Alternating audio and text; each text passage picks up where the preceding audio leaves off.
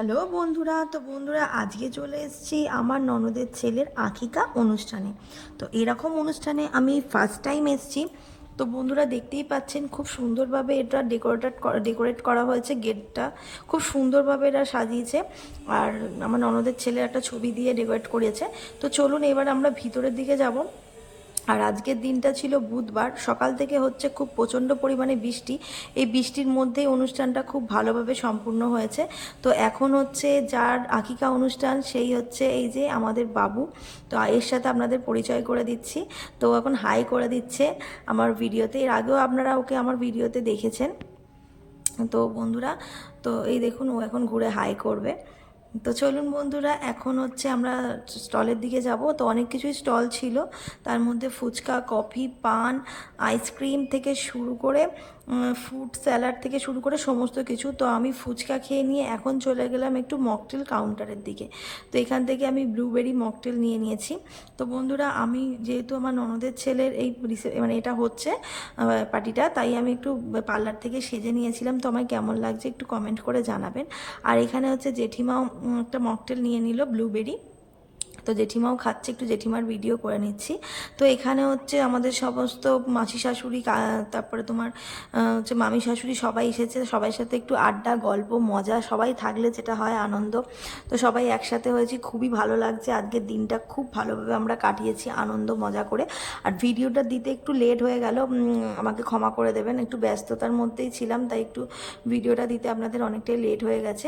আর এই যে মিটিমিটি করে আসছে, এনার নাম হচ্ছে লক্ষ্মীদি। ইনি হচ্ছে খুবই ভালো মানুষ, কথাবার্তা থেকে শুরু করে সমস্ত কিছু।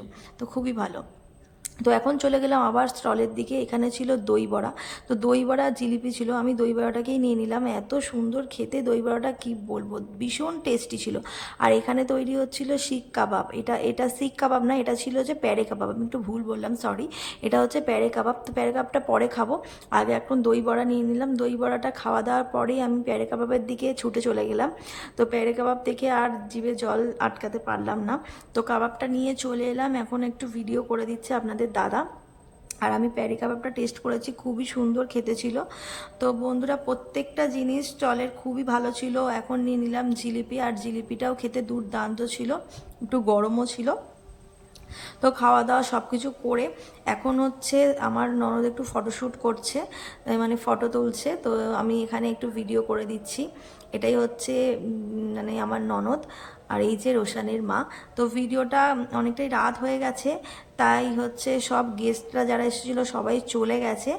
আর হচ্ছে এখন হচ্ছে বাবু সব বেলুনগুলোকে, যেগুলো ডেকোরেট করা ছিল সেই বেলুনগুলোকে সব ফাটাচ্ছে, ও আর আমার মেয়ে মিলে। তো সব অনুষ্ঠান শেষ, ওগুলোই কেন থাকবে, ওরা সব ফাটিয়ে বাড়ি যাবে বলছে। চলো ফাটিয়ে নাও তোমরা সব মনের আনন্দে। তো এখন সব শেষে আমরা খেতে বসে পড়েছি। আর আমাদের আজকের মেনু ছিল কী কী, সেটাই আজকে আপনাদের সাথে শেয়ার করছি।